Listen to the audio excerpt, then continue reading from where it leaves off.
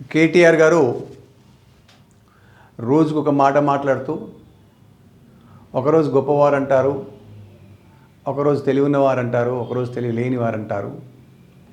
కేటీఆర్ గారు మీరు మాట్లాడే ప్రతి విషయాన్ని ఒక్కసారి నీ ఆత్మపరిశీలన చేసుకొని మాట్లాడండి. మీకంటే సీనియర్ నాయకుడు, అనుభవం ఉన్నటువంటి నాయకుడు, సమైక్యాంధ్రలో మంత్రి పదవి చేసినటువంటి నాయకుడు, నాటి నుంచి నేటి వరకు కూడా తెరిచిన పుస్తకం వల్లే తెల్ల పేపర్ లాంటి వ్యక్తిని పట్టుకొని మీరు మీ ఇష్టానుసారంగా మాట్లాడడం, ఇది మీ నైతికతకే వదిలిపెట్టేస్తున్నాం. హైడ్రా విషయానికి వస్తే, మీరు అధికారంలో ఉన్నప్పుడు, మీ నాన్నగారు ముఖ్యమంత్రిగా ఉన్నప్పుడు కూడా హైడ్రా గురించి మాట్లాడిండు. హైడ్రా అని పేరు మాట్లాడకపోవచ్చు, కానీ మూసీ ప్రక్షాళన గురించి మాట్లాడిండు. మూసీ రివర్ని బాగు చేస్తా అని మాట్లాడిండు. కానీ ఆచరణలో పెట్టకుండా మీ స్వార్థ రాజకీయ ప్రయోజనాల కోసం మీకు ఏదైతే అవసరం ఉంటుందో, మీకు ఎక్కడైతే లాభాలు ఉంటాయో అక్కడ మాత్రమే మీరు పనులు చేశారు మీ ప్రభుత్వంలో. కానీ మీరు చెప్పినటువంటి ఏ ఒక్క కార్యక్రమం కూడా పూర్తి స్థాయిలో నెరవేర్చలేదు.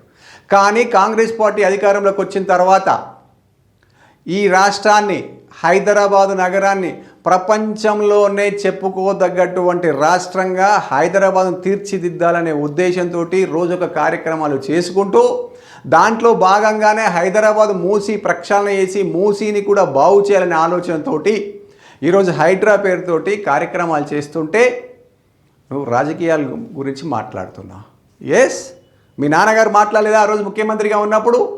మూసీ నది ఒడ్డున ఉన్నటువంటి వాళ్ళు అక్రమ కట్టడాలు కట్టారు, ఏదైనా సరే అక్రమాలు కట్టైనా సరైన మార్గం కాదు, దీన్ని నిర్వీర్యం చేయాలి, ఈ కట్టడాలను తీసేయాలని చెప్పినటువంటి మాట వాస్తవం కాదా కేసీఆర్ గారు?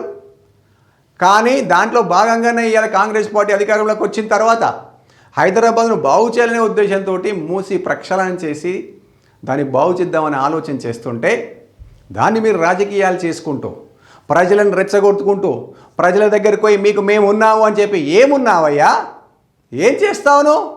మేము ప్రజలను బాగు చేద్దాం అనుకుంటున్నాం, నువ్వు ప్రజలను రెచ్చగొట్టాలనుకుంటున్నావు. వాస్తవం కాదా అది? శ్రీధర్ బాబు గారు ఏం మాట్లాడిండు? ఎవరైతే మూసీ ప్రక్షాళన చేసిన సందర్భంలో నిర్వాసితులు ఉంటారో వాళ్ళని కాపాడుకుంటాం, హక్కున చేర్చుకుంటాం, కడుపులో పెట్టి దాచుకుంటాం, ఆ బడుగు బలహీన వర్గాల పిల్లని కాపాడుకుంటామని చెప్పిండు. దానిని వక్రీకరించి మాట్లాడి రెచ్చగొడుతున్నారు. ఎవరు రెచ్చగొడుతున్నారు? ఏనాడైనా మీరు అధికారంలో ఉన్నప్పుడు, కాంగ్రెస్ పార్టీ ప్రతిపక్షంలో ఉన్నప్పుడు మీరు చేసినటువంటి నిర్వాకాలకు చూడడానికి కూడా రాని అయినటువంటి దుర్మార్గమైనటువంటి పరిపాలన మీది. కానీ ఈరోజు కాంగ్రెస్ పార్టీ మీరు ఎక్కడొస్తా అన్నా కానీ, ఏం చూస్తా అన్నా కానీ, ప్రజలను తప్పుదో పట్టిస్తున్నా కానీ ప్రతిపక్షంలో ఉన్నారు కాబట్టి మీకు అవకాశం ఇస్తారు ఏమైనా చేయమని చెప్పి. దాన్ని మీరు ఆసరా వేసుకొని ప్రభుత్వాన్ని అప్రతిష్ట పాలు చేయడానికి, దాంట్లో కొంతమంది మంత్రులను టార్గెట్ చేసి వాళ్ళను తప్పుదో పట్టించి ప్రజలకు చెడు నేర్పించుకుంటూ ప్రజలను రెచ్చగొడుతున్నటువంటి మాట వాస్తవంగా కేటీఆర్ గారు. ఎస్, ఈరోజు తెలంగాణ రాష్ట్రంలో ప్రభుత్వానికి వ్యతిరేకంగా మీ ట్విట్టర్లో ఫాలో అవుతున్నారు. దమ్ముంటే ప్రత్యక్షంగా రండి అయ్యా. ట్విట్టర్లో ఎందుకు పెట్టుకుంటున్నారు? చేత కదా ఎదురుగా వచ్చి మాట్లాడనీకి? ఆధారాలు ఉంటే రా, ప్రూవ్ చేయి. శ్రీధర్ బాబు గారు ఏదైనా తప్పుడు మాట్లాడిండా, తప్పుడు ఆరోపణలు చేసిండా, తప్పుడు నిర్ణయాలు తీసుకున్నాడా, నీ దగ్గర ఆధారాలు ఉంటే తీసుకురా. అడ్డదారిన దొడ్డిదారిన ట్విట్టర్లలో రాస్తే అయిపోతుందా? ఇవాళ ఈ రాష్ట్రంలో బీ స్క్వేర్ టీం అంతా కూడా దుష్ప్రచారానికి పాల్పడుతుంది. ఎస్, బీజేపీ, బీఆర్ఎస్ రెండు పార్టీలుగా బీ స్క్వేర్గా పనిచేస్తున్నటువంటి మాట వాస్తవం కాదా? నీకు దమ్ముంటే రా, ట్విట్టర్లలో కాదు పెట్టేది. ఎస్, మా పార్టీ వాళ్ళు కూడా ఏమన్నా మాట్లాడితే ప్రజల పక్షాన్నే మాట్లాడతారు తప్ప ఎక్కడ కూడా స్వార్థ రాజకీయాల కోసం మాట్లాడరు కదా. మీరు తీసుకున్నటువంటి ప్రతి నిర్ణయాలు గత 10 సంవత్సరాల్లో కానీ, ఇప్పుడు కానీ, రేపు కానీ మీరు ఎక్కడ ఏం చేసినా కానీ మీ స్వార్థం కోసమే మాట్లాడతారు తప్ప ఎక్కడ కూడా ప్రజల పక్షాన నిలబడలేరు.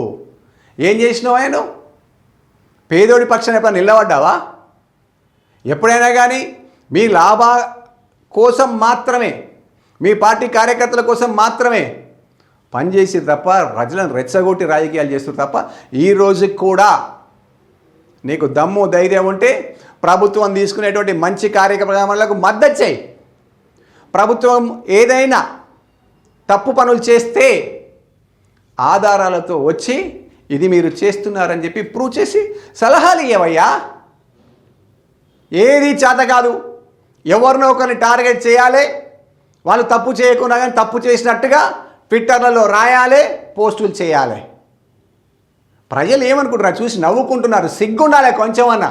10 సంవత్సరాల్లో మీరు చేయనటువంటి పనులు, 10 సంవత్సరాల్లో మీరు ప్రజలకు ఇచ్చిన హామీలను ఏ ఒక్కటి కూడా నెరవేర్చకపోతే, మేము ప్రజలకు ఇచ్చినటువంటి హామీలు కానీ ప్రజలకు ఇవ్వనటువంటి హామీలను కూడా ప్రజల బాగోగుల గురించి ఆలోచన చేసి కొన్ని నిర్ణయాలు తీసుకుంటుంటే దానికి ఇలా నువ్వు, మీ బావ, మీ తమ్ముడు, మీ అన్నలు, మీ పార్టీలో ఉన్నటువంటి గెలిచినోడు, ఓడిపోయినోడు, మీ బి స్క్వేర్ టీం, ఇంకొక టీం ఏదైతే ఉన్నదో మీ బి స్క్వేర్ టీం కూడా అందరూ మూకుమ్మడిగా ఇలా కొంతమందిని టార్గెట్ చేసి మాట్లాడి అప్రతిష్ట పాలు అగౌరవపరచడానికి మీరు పూనుకున్నటువంటి మాట వాస్తవం కదా? ఎస్, ప్రజలు చూస్తున్నారు. నువ్వెన్ని జిమ్మిక్కులు చేసినా, ఎన్ని నాటకాలు చేసినా, ఎన్ని డ్రామాలు ఆడినా ప్రజలు గమనిస్తున్నారు. కొంతమందికి నష్టం జరుగుతుండొచ్చు, వాళ్ళని కడుపులో పెట్టి దాచుకుంటామని చెప్పి ప్రతి సందర్భంలో కూడా ఎవరిని కూడా వదిలిపెట్టాము. కాంగ్రెస్ పార్టీ ఎవరికి నష్టం చేయదు. కాంగ్రెస్ పార్టీ అంటేనే ఇందిరమ్మ రాజ్యం. బడుగు బలహీన వర్గాలను హక్కున పెట్టుకునేటువంటి పార్టీ ప్రభుత్వం ఏదైనా ఉందంటే ఇలా కాంగ్రెస్ పార్టీ ప్రభుత్వమే. గతంలో నాటి నుంచి నేటి వరకు కూడా పేదోడి పక్షాన, ప్రజల పక్షాన పనిచేస్తుందంటే కాంగ్రెస్ పార్టీ ప్రభుత్వమే. ఖబర్దార్ కేటీఆర్ గారు, ఇంకెక్క సందర్భంలోనైనా ఏ విధంగానైనా నీ దగ్గర ఆధారాలు ఉంటే, సీనియర్ మంత్రి అయినటువంటి శ్రీధర్ బాబు గారి గురించి నువ్వు మాట్లాడదలుచుకుంటే, ఆధారాలు ఉంటే, దమ్ము ధైర్యం ఉంటే వాస్తవాలను తీసుకొని ఏ సెంటర్కి వస్తావో రో. అంతేకాని ఏదో ట్విట్టర్లలో నీకు అవకాశం ఉంది కదా అని చెప్పి, పెన్ను కాగితం ఉంది కదా, ట్విట్టర్ ఉంది కదా, దాంట్లో రాసి పెడతా, పోస్టులు ఇష్టం వచ్చినట్టు పెడతా అంటే ఖబర్దార్ చూస్తూ ఊరుకోవడానికి సిద్ధంగా లేం. మాకు ఉన్నాయి. మేము కళ్ళు తెరిచి సోషల్ మీడియాలో కనుక మేము కనుక ప్రత్యక్షమైతే మీరు చేసినటువంటి తప్పులను కనుక మేము బయట పెడితే ఖబర్దార్ మీరు ఎక్కడుంటారో ఒక్కసారి ఆలోచన చేసుకోమని చెప్పి హెచ్చరిస్తున్నాం మిస్టర్ కేటీఆర్.